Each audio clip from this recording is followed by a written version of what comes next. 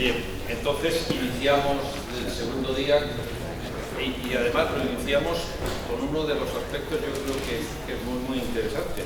Tenemos a Alejandro Santamaría Siluri, que es ingeniero de caminos, canales y puertos, máster internacional en empresa y políticas públicas por la Universidad de París Tech, responsable de industrialización de Vicesa, que es la sociedad pública de la Consejería de Vivienda y Agenda Urbana del País Vasco para la promoción de vivienda protegida, y coordinador del plan de industrialización de Vicesa, dentro de cuyas actuaciones se encuadra la elaboración del libro blanco de la vivienda social industrializada, que se ha recientemente publicado y de lectura recomendada. Es alucinante.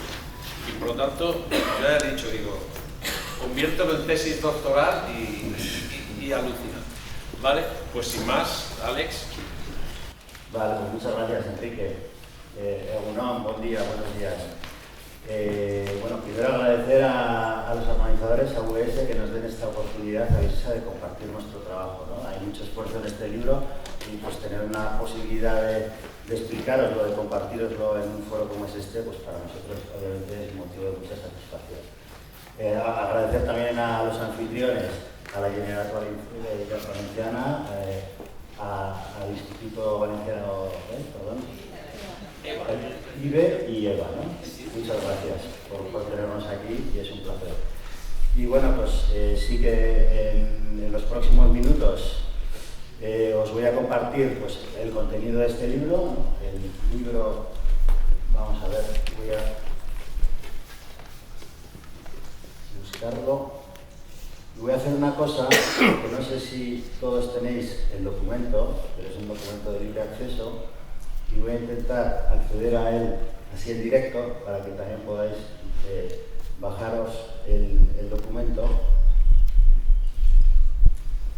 Si entramos en la página de Vicesa,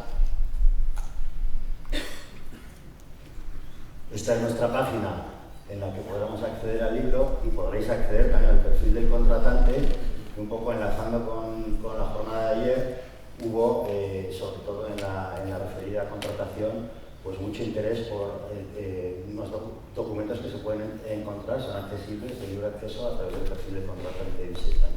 Bueno, aquí veis en este banner, podéis descargar el libro y simplemente para que sepáis cómo acceder. Lo tenéis que descargar, es un PDF, voluntariamente hemos querido que sea un libro digital, no un libro físico en papel, sino digital, pero es un PDF que hemos también querido que sea fácilmente navegable. Y para poder acceder a todas las funcionalidades del PDF lo tenéis que descargar en el dispositivo en el que vais a hacer consulta de su contenido, ¿no? Se bajará enseguida, pero para no perder más tiempo vamos aquí a buscar, que creo que está por aquí.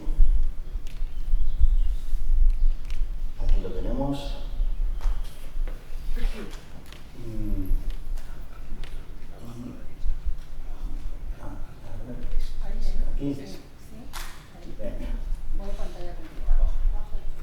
Aquí estamos. Vale. Bueno, pues este es un libro que es un resultado de un trabajo coral, ¿no? Hay gente de todos los departamentos de Vicesa que hemos trabajado en la elaboración de este libro, que en principio parece que puede tener un contenido más técnico, pero también hay participación del Departamento Jurídico, del Departamento Económico Financiero, del Departamento de Procesos y Sistemas. Y bueno, yo he tenido la suerte de colaborar con este trabajo. Y no solo hemos participado desde el equipo propio de Vicesa, sino además hemos buscado alianzas que nos puedan ayudar a dar contenido al libro. Y también hemos buscado la colaboración tanto del Departamento de Arquitectura de la Universidad del País Vasco como la Escuela de Ingeniería de Industriales de Bilbao. Y además tiene una parte que es un encuadre histórico del desarrollo de la construcción industrializada aplicada a viviendas, que también hemos contado con la colaboración de Luis Bilbao, un historiador experto en construcción industrializada. Entonces, como veis, es un trabajo coral. Y es un trabajo. ¿Y por qué hacemos este libro de vivienda social industrializada en Vicesa? Pues, en primer lugar, porque hay una voluntad de la Dirección General de Vicesa por sacar adelante este trabajo, ¿no? Este trabajo se engloba dentro del plan de industrialización de Vicesa, que como contó Carlos Quintos ayer, director general de Vicesa, fue a iniciativa suya quien nos pidió que en el 2021 empezásemos a trabajar en un plan de industrialización para industrializar progresivamente nuestras promociones.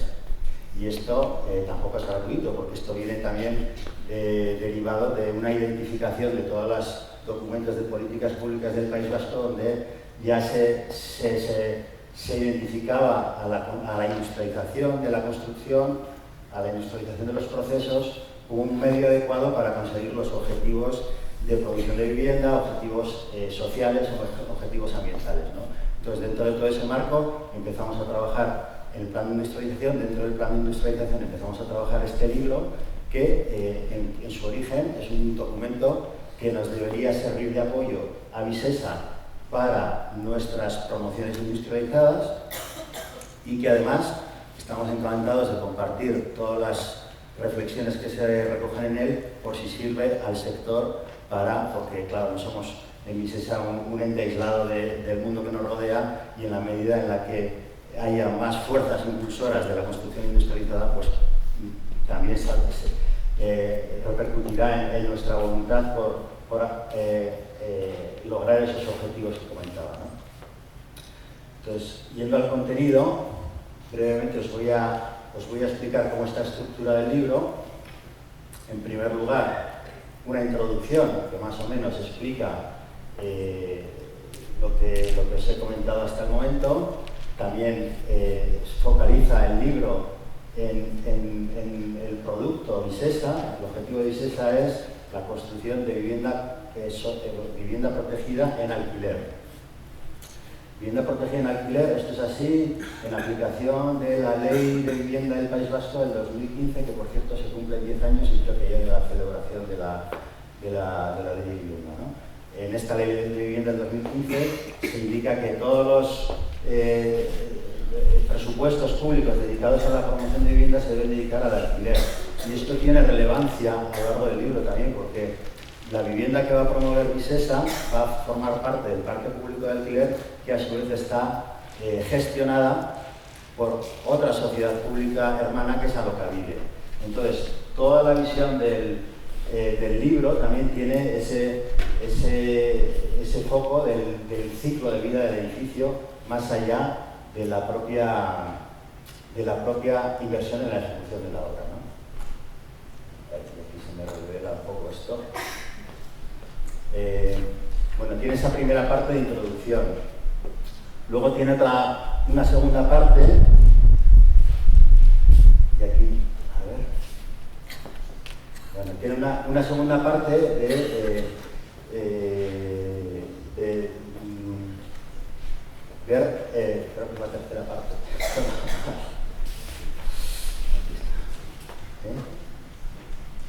Sí, pues.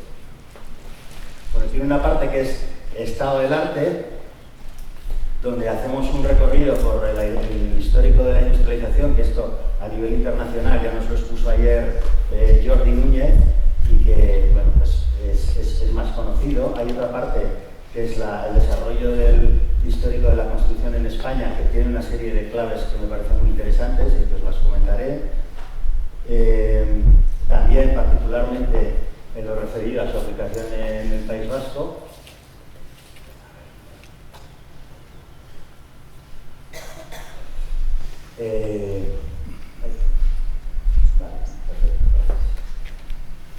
Y bueno, todo esto dentro de la coyuntura de las políticas públicas de descarbonización que nos viene el Pacto Verde Europeo, la nueva Bauhaus Europea, todo esto que también nos enmarcó Begoña ayer en una de sus presentaciones. Y luego el punto 4, que probablemente es lo que más aporte del libro, se basa en la experiencia del diálogo competitivo que hemos tenido en el proyecto piloto del plan de industrialización. Es una compra pública de innovación que desarrollamos a través de un diálogo competitivo, y aquí volcamos aprovechamos esa circunstancia para desarrollar una investigación, como contaba ayer mi compañera Nerea Molina, y hacer un estudio de cómo la construcción industrializada puede dar respuesta a una serie de cuestiones sobre las que reflexionamos aquí. Luego, el punto 5, también muy relevante y sobre el que ya se habló ayer, las necesidades de que todas estas propuestas de industrialización vayan acompañadas por una innovación también necesaria. No solo hablamos de innovación tecnológica, sino también innovación en la gobernanza de los proyectos, innovación en los instrumentos de financiación, los productos de aseguramiento. Todo eso es necesario. Por eso ayer nos quedamos un poco chafados cuando nos enteramos de que no iba a haber presencia aquí de entidades financieras, ¿no? Es una pena porque sin esa pata va a ser más complicado que todo el desarrollo, ¿no?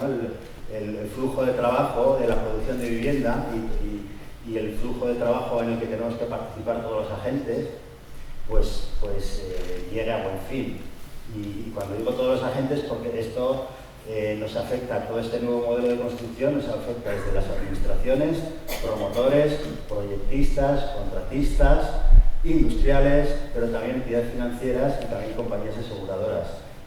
Todos tenemos que cambiar nuestra manera de trabajar para adaptarnos a este nuevo modelo, ¿no? Y si hay algo que falla, y si alguna de estas patas falla, pues se va a complicar mucho la aplicación efectiva de estos nuevos sistemas. Y bueno, tiene un último capítulo que es prescripción de sistemas, donde intentamos recopilar todo el aprendizaje y ser capaces de, en función de las parcelas, pues ir vislumbrando cuáles pueden ser los sistemas más adecuados. Pero también desde la premisa que entendemos que todos los sistemas que existen en el mercado y que han participado en el diálogo competitivo han hecho unas propuestas de mucho valor y nos han hecho ver que todas ellas pueden tener cabida y no hay una solución idónea frente a otras, sino que en cada momento y en cada situación y en cada parcela se podrán encontrar varias respuestas óptimas, ¿no? Con distintos sistemas. Bueno, viendo ya lo concreto,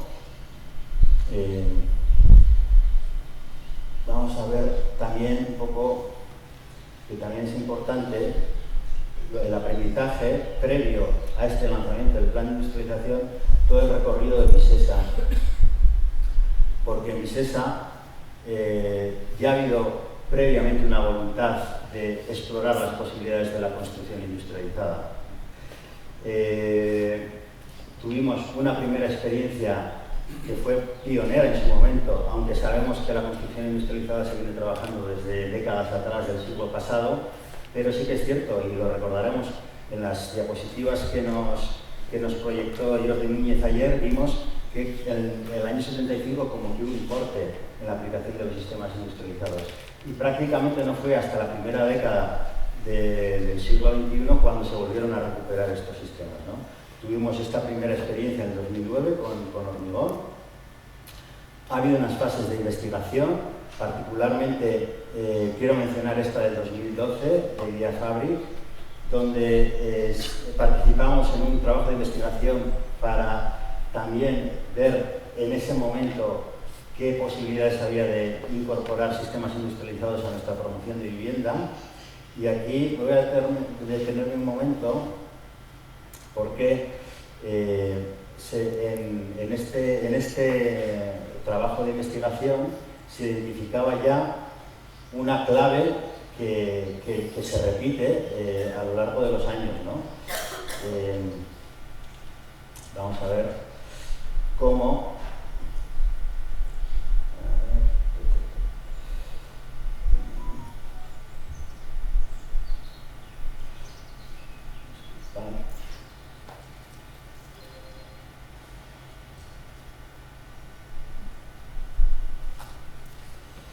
esto es lo que os quería mostrar. En este documento, ya en el 2012, se llegaba a esta conclusión. Es preciso modificar el modelo de contratación actual para favorecer la entrada de la industria y la empresa constructora desde el inicio del proyecto. El diseño es inseparable de la construcción cuando hablamos de la industrialización. ¿Vale? Esto se decía en el 2012 y ahora seguimos todavía buscando maneras de que esta idea compartida por todos pueda ser una realidad, ¿no? Entonces, volvemos al momento en el que os estaba contando.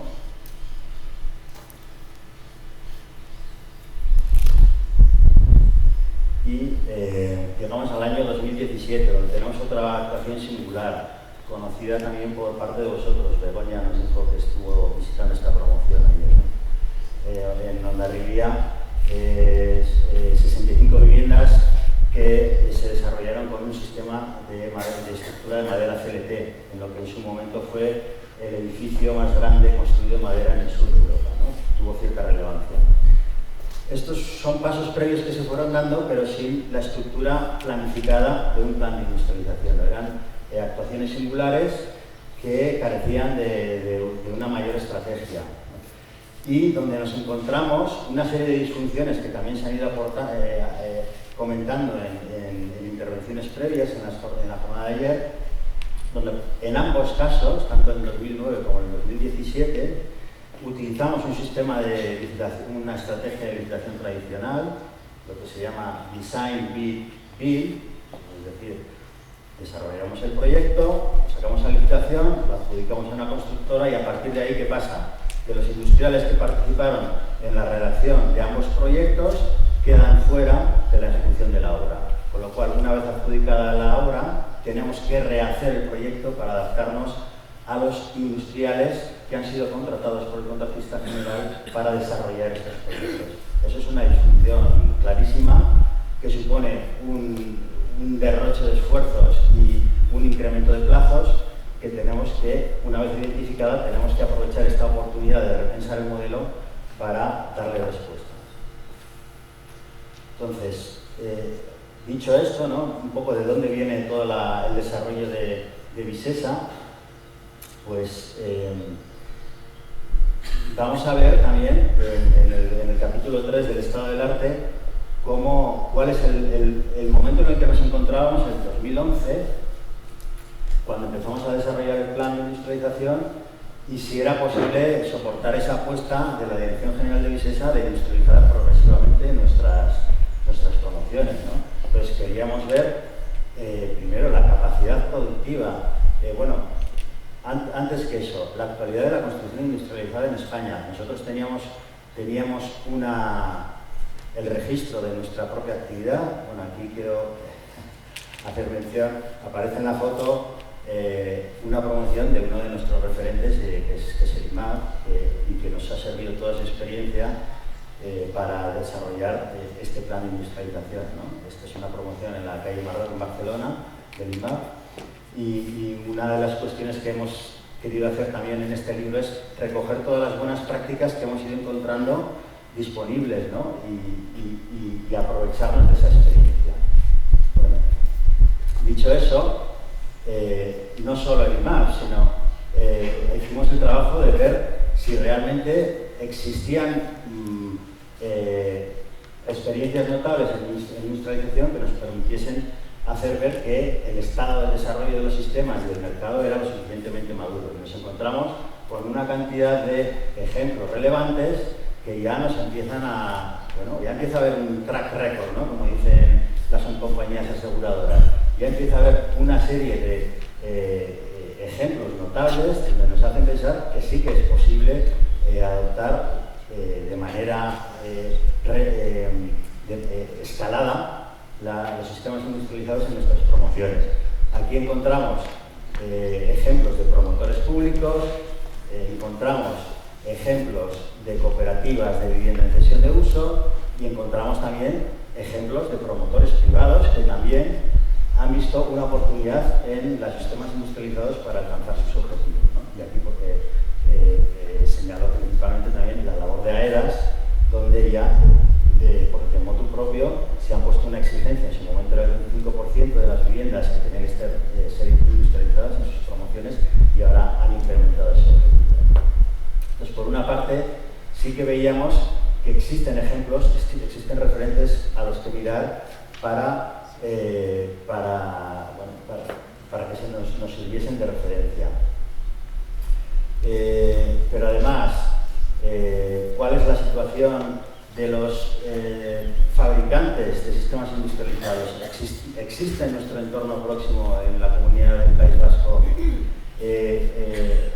fabricantes que puedan proveernos de esos sistemas que necesitamos para industrializar progresivamente nuestras promociones.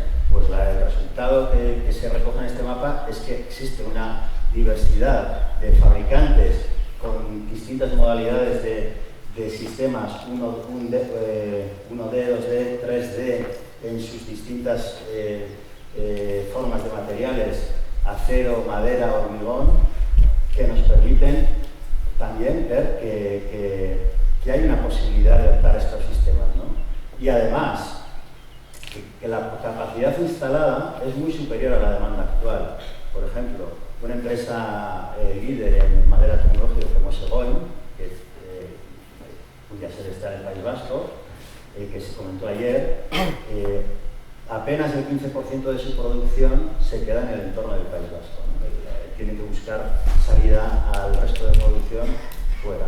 Entonces, también tenemos ese dato de que la capacidad instalada, como puede ser el caso de Viguetas Navarras, que creo que ayer también salió el nombre, donde la mitad de su producción tiene salida en el mercado francés, por ejemplo, ¿no? Quiere decir, la capacidad instalada es muy superior a la demanda actual. Es otra de las conclusiones a las que llegamos con este estudio. Y otro apunte relevante de este capítulo también se refiere a la calidad arquitectónica de las soluciones industrializadas. Porque cuando en el 2021 íbamos a hablar de que íbamos a poner en marcha un plan de industrialización en Visesa, un reproche muy fácil es que íbamos a sovietizar nuestra producción, ¿no? Entonces, claro, también queríamos desactivar esa imagen negativa y quisimos buscar ejemplos relevantes por su calidad arquitectónica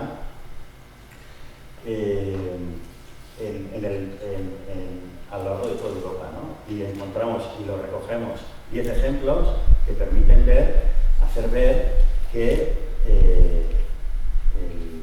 los proyectistas, los arquitectos que entienden los sistemas son capaces de llegar a soluciones perfectamente válidas y de alta calidad, particularmente en el confort de los usuarios, ¿no? Como decía Torroja, la historia de la construcción, tanto en su parte artística como en su parte técnica, es reflejo del desarrollo científico y cultural de su momento, ¿no? ¿Qué quiero decir con esto? Pues que probablemente el lenguaje arquitectónico también vaya a evolucionar y se vaya a adaptar en función de las premisas de utilización de estos sistemas. A Torroja, por ejemplo, le tocó en su tiempo desarrollar las posibilidades del hormigón armado. El primer hormigón armado que se construyó en España, está en Álava, en Tierra Chica, su tipología era de como si fuese un puente de acero. Es una celosía, un arco en celosía cuya tipología replicaba la tecnología previa, ¿no? Posteriormente, esa tecnología se ha ido desarrollando y consiguiendo un lenguaje propio. Con la construcción industrializada, con los sistemas industrializados, probablemente pase lo mismo. ¿Es un problema eso para conseguir unos resultados de alta calidad arquitectónica? Yo creo que no. Ayer mismo se dijo en este foro que los arquitectos están preparados para hacer frente a este tipo de retos. Y creo que es así. Todos, no lo sé. Hay algunos que se están posicionando mejor que otros y que están aproximándose a los sistemas y a su conocimiento de manera más proactiva. Y fue muy interesante también escuchar a Rubén de InHouse ayer, como nos comentaba que de primeras el rechazo por parte del colectivo de arquitectos era notorio y poco a poco pues ya se va a ir viendo que hay más profesionales que se están acercando a vuestro sistema, ¿no? Bueno, supongo que cada vez lo entenderán mejor y cada vez se llegarán a soluciones pues más interesantes, ¿no? Y dicho esto, pasamos al capítulo 4, que es, como digo, propiamente lo que igual el mayor mayor aporte que tiene el libro, ¿no? Es cómo hemos aprovechado ese diálogo competitivo. El diálogo competitivo que tiene una serie de características que nos hacía que fuese muy interesante para desarrollar este trabajo. Primero ya proponíamos que todas las propuestas que fuesen a resolver una promoción de 33 viviendas en el municipio de Sopela, en Vizcaya, viniesen con un grado de industrialización mínima, que incluyese la estructura y la fachada. Entonces, a partir de ahí estaba abierto el campo de las propuestas. Eso sí, queríamos que los equipos que viniesen a participar en el diálogo competitivo estuviesen compuestos por el contratista general, por el industrial que iba a ejecutar la obra y por el estudio de arquitectura que iba a desarrollar el proyecto. Porque el diálogo competitivo se desarrolló en una modalidad que se comentó ayer de proyecto y obra. Entonces, a este diálogo competitivo se presentaron 12 equipos que, como digo, que por lo menos venían formados por 3 empresas, de contratista, industrial y proyectista, y que muchos equipos aceptaron el reto a más e incorporaban incluso más participantes. Resultas de esto fueron de casi 50 empresas las que participaron en todo el desarrollo del diálogo competitivo, que nos mostró la diversidad tecnológica a la que podíamos optar para resolver una promoción concreta, ¿no? Recibimos 4 propuestas en hormigón 2D, 2 de steel frame, 3 de acero 3D y 3 de madera en sus distintas soluciones, tanto en CLT como en entramado ligero como en un sistema híbrido. Vale, todo eso se recoge en las fichas que tenemos aquí en el libro. Cada una de las propuestas tiene su ficha y vemos cómo con los distintos sistemas y distintas propuestas arquitectónicas se puede resolver una misma promoción, cada una con sus particularidades. En cualquier caso, también como explicaba Nerea Molina ayer, se desarrolló el diálogo competitivo en varias fases y la fase 2 fueron 6 finalistas los que llegaron a un mayor desarrollo de sus propuestas, y la satisfacción por parte de Visesa del trabajo realizado por todos los equipos es alto. Creemos que más de una de estas propuestas podía haber resuelto de manera óptima la promoción. En cualquier caso, hubo un ganador, que en este caso fue la propuesta con módulos 3D de acero, que actualmente esta promoción está en ejecución. Son 99 módulos de acero 3D que se van a montar para dar el resultado de 33 viviendas. Actualmente estamos por la planta 3. Y pues también para tener una referencia de esos plazos, ¿no? que nos enseñaban Juan Carlos y César ayer, y bueno, para este diálogo competitivo, que en su propia concepción es un proceso largo de diálogo, como se indica, entre todas las partes, lo empezamos en abril del 2022 y se adjudicó el concurso de proyecto y obra en verano del 2023 y se terminará la obra a finales de este año. Con lo cual estamos hablando de un desarrollo total de unos 3 años y medio, lo cual no está nada mal, teniendo en cuenta pues, lo complejo del desarrollo de un proceso de este tipo, diálogo competitivo, y además que en el camino tuvimos que sortear un recurso, como también se comentó ayer, del Colegio de Arquitectos, ¿no? Vasco Navarro. Afortunadamente se desestimó el recurso y estamos pudiendo seguir con el desarrollo del proyecto piloto del Plan de Industrialización de Visesa. También interesante, yo creo, de todo este desarrollo del libro blanco es la reflexión que hemos hecho sobre los distintos grados de industrialización que ofrecían cada una de las propuestas, ¿no? Para cada una de las fichas tenemos analizado el grado de industrialización, uno propio que desarrollamos dentro de los pliegos de licitación, que le llamamos grado de industrialización SARE, que tenéis aquí en esta columna, y lo contrastamos con el que entonces era una propuesta de categorización que estaba en boga, que es la utilizada por el gobierno del Reino Unido, que también ha apostado de manera muy evidente por la industrialización de la construcción de viviendas. Y aquí podemos ver el contraste entre las dos propuestas de industrialización. Esto es una cuestión de la definición de los grados de industrialización que sabemos que tiene mucho interés por parte del sector que se llegue a una normalización. Ahora mismo estamos participando en un grupo UNE precisamente para definir una norma homogénea para que no en cada una de las licitaciones debamos desarrollar un sistema propio de identificación de los grados de industrialización. En cualquier caso, esta experiencia pues creo que fue muy enriquecedora para poder reflexionar sobre estas cuestiones.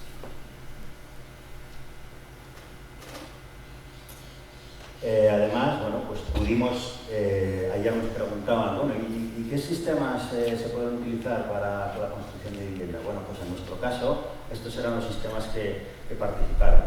Como decía antes, hormigón 2D, steel frame, módulos de acero 3D y madera, tanto en CLT como en entramado ligero. ¿Son los únicos? No. Pero estos se presentaron y fueron capaces de resolver el programa de Visesa. Hoy yo creo que a lo largo de la jornada pues, veremos más sistemas que también pueden resolver nuestras necesidades, ¿no? En concreto, estos 5 sabemos que lo pueden hacer.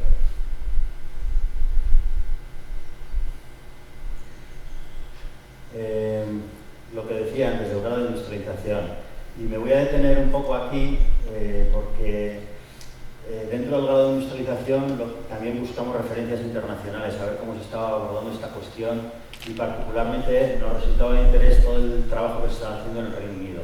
Y además me voy a detener un poco más en detalle porque justo la semana pasada, de la mano del clúster de la construcción del País Vasco, pudimos ir a Reino Unido y conocer de primera mano lo que están haciendo allí, las políticas que están implementando allí, las dificultades con las que se están encontrando precisamente para poder formular nuestras propuestas teniendo en cuenta estas cuestiones, ¿no? Si os recordáis, en el 2012 decía que en el trabajo de investigación de Idea Fabric ya se hablaba de la necesidad de un diseño colaborativo y conjunto del proyecto cuando estamos hablando de construcción industrializada. Y todavía hoy estamos intentando ver cuál es la fórmula o cómo proponer esos marcos de trabajo colaborativo. Bueno, ya en el 2013, el Royal Institute of British Architects ya empezaba a reflexionar y a hacer propuestas concretas a este respecto y a desarrollar un concepto que es el Design for Manufacture and Assembly, con el que cada vez nos iremos familiarizando más, ¿no? Que precisamente es lo que viene a decir es esto, cómo facilitar esos marcos de trabajo colaborativo. Como vemos, llevan una serie de años por delante reflexionando sobre estas cuestiones y en el 2020 el gobierno británico, dentro de su programa de vivienda social, con un presupuesto de 11.500 millones de libras, muchos ceros, pero uno menos que aquí, ya sabemos, ¿no? Propuso que por lo menos el 25% de las viviendas que iban a optar a ese presupuesto se resolviesen a través de métodos modernos de construcción, como lo llaman. Bien. 25% en comparación con las políticas que se están diseñando, por ejemplo, en el País Vasco, es un porcentaje no muy elevado. Para que tengáis una idea, la estrategia de industrialización del País Vasco habla de porcentajes de industrialización del 50% en el 2027, para ir progresivamente incrementando ese porcentaje hasta el 75% en el 2036. Bien, en comparativa, esto es un porcentaje menor, pero ahora vamos también a la importancia de los grados de industrialización. Cuando el gobierno británico está hablando de ese 25%, solo considera que cumplen con ese precepto de construcción industrializada los que para ellos son categoría 1 o 2. Categoría 1-2 es, 1 es modular y 2 es un sistema 2D en el que los paneles 2D también funcionan, tienen una misión estructural. Y esto quiere decir que el porcentaje del proyecto que se ejecuta en fábrica es superior al 55% del presupuesto total, ¿vale? O sea que la exigencia no es demasiada en cuanto al número de viviendas que se deben industrializar, pero aquellas que se industrializan sí que su exigencia es muy alta. Esto, ¿con qué problemas se han encontrado, ¿no? Y a mí me ha resultado muy interesante conocerlo de primera mano. A raíz de esta apuesta del gobierno ha traccionado el sector privado, ha habido empresas que han hecho esa apuesta por fabricar en concreto sistemas 3D y se han encontrado con un problema con el que, bueno, pues ya podemos vislumbrar, porque en España también tenemos ejemplos de lo mismo, que estos sistemas necesitan de una inversión en capital muy fuerte, necesitan de una financiación del circulante muy fuerte, necesitan de un flujo de trabajo continuo, necesitan de una demanda consistente, y en la medida en la que el sector no pueda ofrecerles, pues van a tener muchos problemas. Van a tener problemas como, y aquí en España concretamente, hemos conocido 2 casos de propuestas de construcción modular, el caso de OM en hormigón, el caso de Neoblock en acero, que han tenido problemas, y esa misma problemática se está replicando en el Reino Unido, ¿no? Hasta el punto que ha sido motivo de debate parlamentario. Bueno, ¿cómo estamos abordando esto en el País Vasco?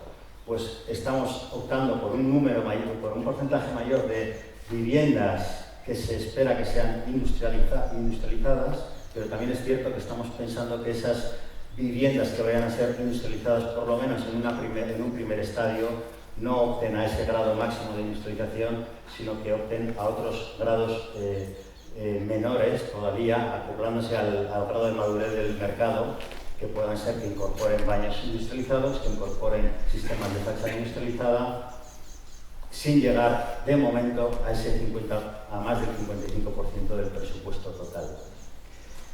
Creo que es interesante aprender de estas dificultades que está habiendo en otros países. Como decía, también, aquí ya empezamos a reflexionar en el capítulo 4 sobre todas estas cuestiones que tienen vinculación con la construcción industrializada y sobre las que debemos tener más conocimiento, ¿no? Particularmente este concepto de desarrollo del proyecto de manera colaborativa, el Design for Manufacture and Assembly. También aquí os voy a poner unas citas que me parece que son bastante ilustrativas, ¿no? Estas citas están sacadas del trabajo del RIBA, del Royal Institute of British Architects, y creo que merece la pena también detenerse un poco en ellas. La primera dice que la implementación exitosa depende de la colaboración, trabajar juntos para hacer las cosas de manera diferente. La segunda nos habla también de una necesidad que tenemos que tener en cuenta cuando trabajamos con sistemas industrializados, es que el diseño tiene que estar definido no ya antes de que empiece la obra, lo cual en una obra tradicional ya es todo un reto, sino antes de que empiece la producción. Y el tercero, que también me parece muy interesante, que es el más interesante por lo que comporta la adopción de un nuevo modelo, es que los beneficios de la construcción industrializada solo se revelarán en toda su intensidad en la medida en la que esta metodología de trabajo colaborativo, Design for Manufacture and Assembly, se incorpore como la manera habitual de trabajar. Y aquí es cuando viene una cita, parte de la cita que a mí me gusta, ¿no? Que es: "The size of this task should not be underestimated". Es decir, no es poca cosa lo que estamos diciendo, ¿no?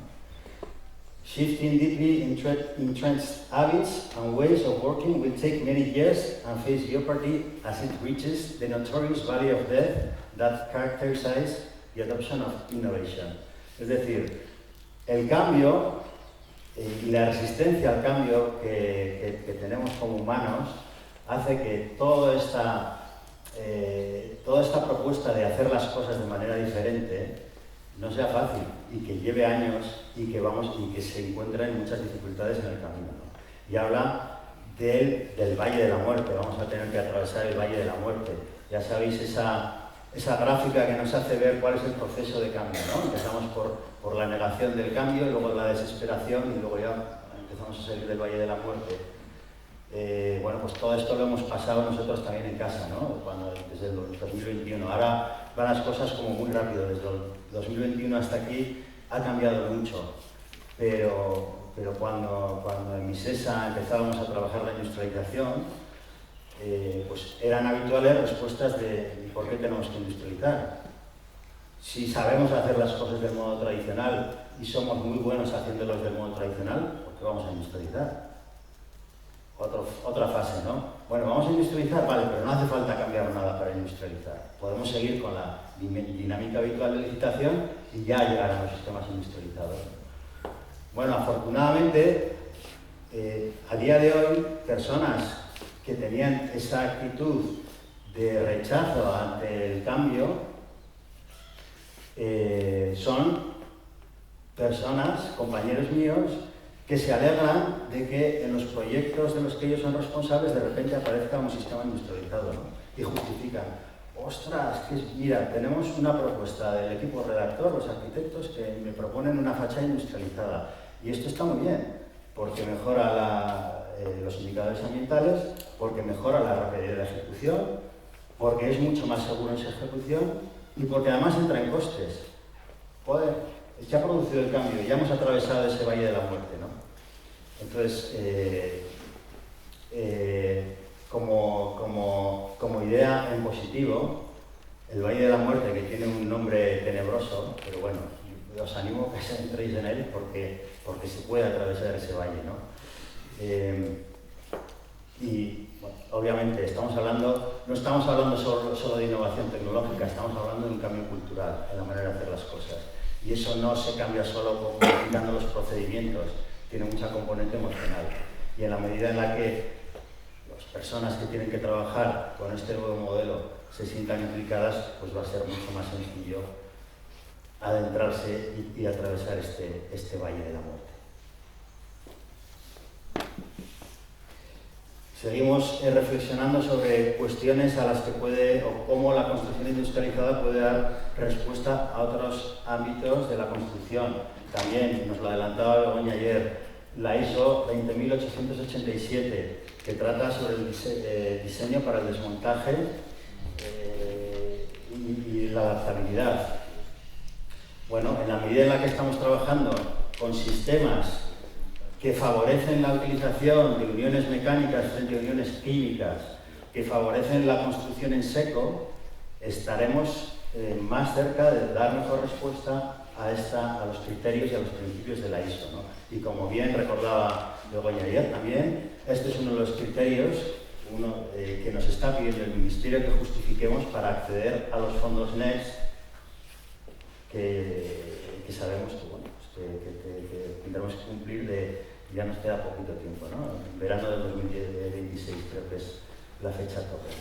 Bueno, pues también lo mismo que ha hecho el Instituto Valenciano de la Edificación, en Misesa también tuvimos que desarrollar una herramienta propia para justificar el cumplimiento de estos principios y hemos corrido esa herramienta con todas las propuestas que han participado en el diálogo competitivo y hemos visto cómo han dado respuesta a estos principios, ¿no? Ayer veíamos también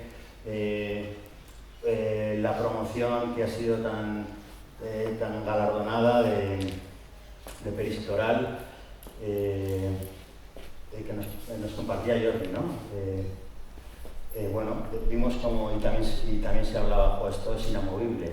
Bueno, tiene una serie de virtudes, probablemente sea muy flexible en su uso, esa desjerarquización de los espacios hace que sea muy flexible en su uso, pero es menos adaptable, ¿no? Bueno, pues dentro de las propuestas, de las distintas propuestas que hemos recibido para las 33 viviendas de Sopela, hemos visto también pues distintas posibilidades de aproximarse a esta cuestión. Luego, condiciones de habitabilidad, que también se ha mencionado. Bueno, aquí particularmente también el confort de los usuarios. Y ayer se hablaba también de que, bueno, pero si un edificio de construcción tradicional pesa lo mismo que, de construcción industrializada pesa lo mismo que uno de construcción tradicional. Y no es por criticar, porque cuando se dijo no tenía este sentido, ¿no? Pero bueno, ¿recordáis el documental de el señor Foster? ¿Cuánto pesa su edificio? No sé si conocéis el documental. Es una pregunta que le hacía Buckminster Fuller a Foster, un joven Foster, y todo eso se ha convertido en un documental. Y ese documental lo que viene es a reflexionar pues cómo se puede integrar la sostenibilidad en la arquitectura, cómo se puede aunar la arquitectura y la ingeniería para dar respuestas más eficientes en el diseño de los edificios. Bueno, lo que vemos con la construcción industrializada es que es posible optimizar las estructuras también con sistemas industrializados. Es posible que los edificios pesen menos, de hecho pesan menos en muchas de esas propuestas, ¿no? Estamos trabajando con sistemas estructurales ligeros. Entonces, eso está bien, eso va a reducir la huella de carbono, pero también es cierto que hay otras derivadas, como son el comportamiento acústico de esas estructuras ligeras, que no está del todo desarrollado, por ejemplo, en el código técnico, que es el código que tenemos como referencia, ¿no? Ahora mismo tenemos otro proyecto de investigación en marcha, es precisamente para ver cómo los sistemas estructurales ligeros, particularmente acero y madera, se comportan frente a bajas frecuencias, por debajo de 100 hercios. Es un campo que no aborda el código técnico. Vamos a ver cómo vamos a garantizar el confort de esos usuarios, que repito, son los usuarios que luego van a ser los que utilicen el parque público de alquiler que está gestionado por Alokabide. Y queremos también que el producto que le llega de Visesa a Alokabide llegue en las mejores condiciones de uso y de confort para los usuarios. Luego, la calidad constructiva, pues también es muy importante cómo se aborda este capítulo en la construcción industrializada, por una parte, porque, como se decía antes, ¿no?, el diseño tiene que estar congelado ya antes de que empiece la fabricación. Bueno, los ensayos de calidad tienen que estar ya hechos o validados previamente a que todos esos componentes lleguen a obra. No se puede esperar, como se pasa para también con partidos penalidades que sufrimos, ¿no? El director de ejecución de obra no puede esperar a que los componentes lleguen a obra para empezar a hacer ensayos y decidir si aceptan o no los componentes. Todo ese trabajo se tiene que anticipar. Y aquí entramos pues, sobre la revisión, si es necesario adaptar también la ley de ordenación de la edificación y el papel de los distintos agentes que participamos, precisamente para que no se den estas circunstancias en las cuales se intente trabajar del modo tradicional en un flujo de trabajo que tiene que entender las dinámicas de la industria. Estamos participando de un proceso industrial. Y luego también, pues y esto para nosotros es muy importante, que los industriales sean capaces de justificar el cumplimiento del código técnico de esos componentes complejos, ¿no? Y para eso tenemos 3 entidades certificadoras en España, como son el ITEC, el Instituto Torroja y Tecnalia, cada cual con su certificado de unidad técnica, que son los certificados que van a dar confianza a las OCTs para emitir informes favorables y que a la finalización de la terminación de la obra no haya problemas para obtener la póliza de seguro vecinal, ¿no? Esto ya es un requisito básico para nosotros y cualquier sistema de componentes industrializados, fachadas. Lo primero que hacemos cuando nos vienen a proponer o a enseñar los productos es interesarnos por está certificado en el cumplimiento del código técnico.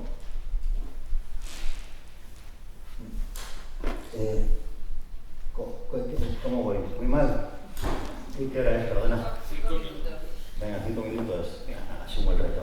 Si no, me ha dicho Dani que me debe 5 minutos. No, intento terminar a tiempo.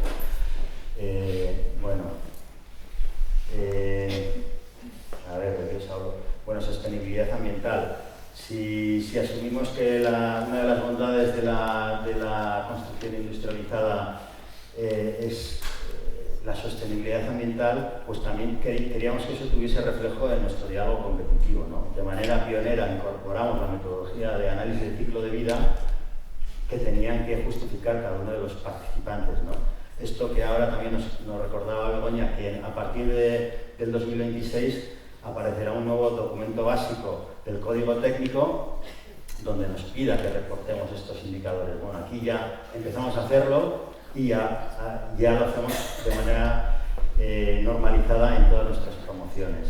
También os confieso que yo hasta que pusimos en marcha este diálogo competitivo no tenía un orden de magnitud de lo que era un impacto razonable, ¿no? 100 kilos de CO2, 1000 kilos de CO2, bueno, afortunadamente ya vamos cogiendo más confianza con estos ratios y ya vamos viendo lo que es viablemente razonable o no. Y vamos viendo que podemos asumir los retos que nos vienen en Europa, donde Dinamarca ha puesto el límite en 600 kilos de CO2 en sus edificios, por encima de eso no son viables, y ya no pasa a la fase de si son viables económicamente. Primero miren si son viables ambientalmente. Francia está en 740 y bajando, y aquí, bueno, pues seguimos muy atentos también a las propuestas del IMAF, donde también está trabajando en esta línea, ¿no? Pero una de las conclusiones de este trabajo es que todos estos sistemas nos permiten asumir esos retos que nos vienen de Europa. Y bueno, sí, por lo comentado en la jornada de ayer, también quiero hablar de lo que es la sostenibilidad económica del coste de ciclo de vida. Hay un concepto que también recogemos, que es la concepción de un edificio como banco de materiales, ¿no? Al final, estamos hablando de visualizar lo que pasa al final de la vida del edificio, de visualizar que esos componentes van a tener un valor en la medida en la que seamos capaces de dárselo, ¿no? Más que verlos como residuos. Y esto es una reflexión que ya se ha hecho particularmente por parte del estudio de Pica Aguilera, donde recogen un estudio económico muy interesante sobre cómo se pueden tener en cuenta esos activos que van a tener un valor al final del ciclo de vida del edificio, de manera que podamos visualizar la variante económica del edificio, no solo en el CAPEX inicial de la inversión en la ejecución de la obra, también tener en cuenta el OPEX a lo largo de la gestión de esos activos y el resultado del valor de esos activos al final de su vida útil. Y para darle paso a Dani, que no le quiero quitar tiempo, simplemente, si queréis, la parte más divertida del libro, pues es esta que habla de los límites de los sistemas, ¿no? ¿Dónde están los límites, las alturas máximas a las que se pueden llegar con esos distintos sistemas en España? Aquí tenéis una referencia de dónde estamos en España. Tenéis una referencia también a nivel internacional, donde ya se disparan todas las propuestas, se llegan 57 plantas en China, 50 plantas en Londres. O sea, realmente el reto tecnológico yo creo que es perfectamente asumible, ¿no? Ahora hay que abordar retos de financiación, retos de aseguramiento y demás. Y con esto yo creo que he cumplido por un poco.